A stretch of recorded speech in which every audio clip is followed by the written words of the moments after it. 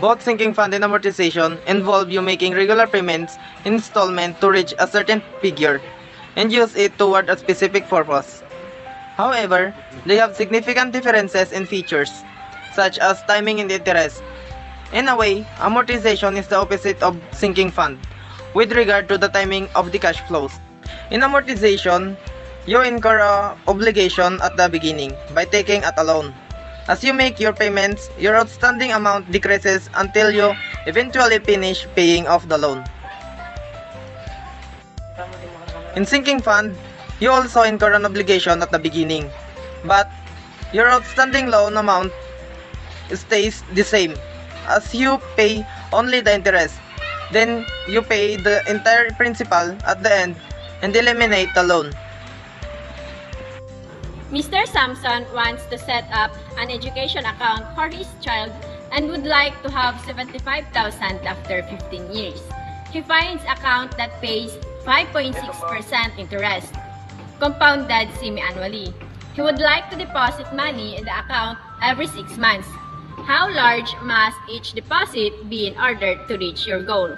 In the problem, the given RS, which is 75,000, I is equal to 0.056 divided by 2, that is 0.028, N is equal to 2 multiplied by 15, and that is 30, and the unknown is D.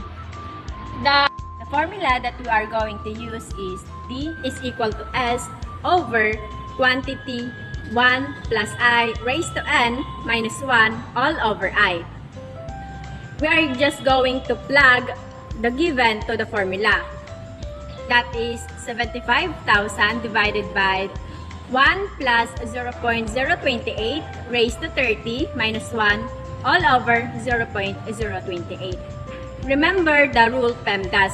So we are going to perform first the operation inside the parentheses. 1 plus 0.028 raised to 30 minus 1 all over 0.028 is equal to 46.06. 75,000 divided by 46.06 is equal to 1,628.19. Therefore, the semi-annual deposit for 15 years is 1,628.19. Problem number 2. A business need 450,000 pesos in 5 years. How much should be deposited each quarter in sinking fund that earn 9% compounded quarterly to have this amount in 5 years? Given, first, S is equals to 450,000 pesos.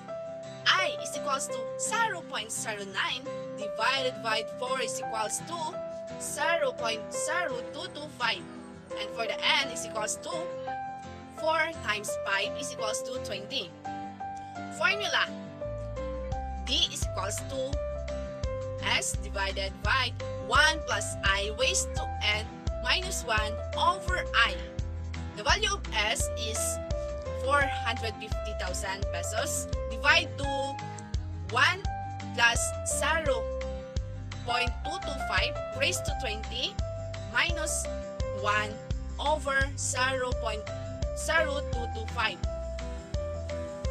Next is 1 plus 0.0225 raised to 2 minus 1 over 0.0225 is equals to 24.91. 450,000 pesos divided by 24.91, they can get the answer of 18,063.93. Therefore, the quarterly deposit for 5 years is 18,063.93 pesos.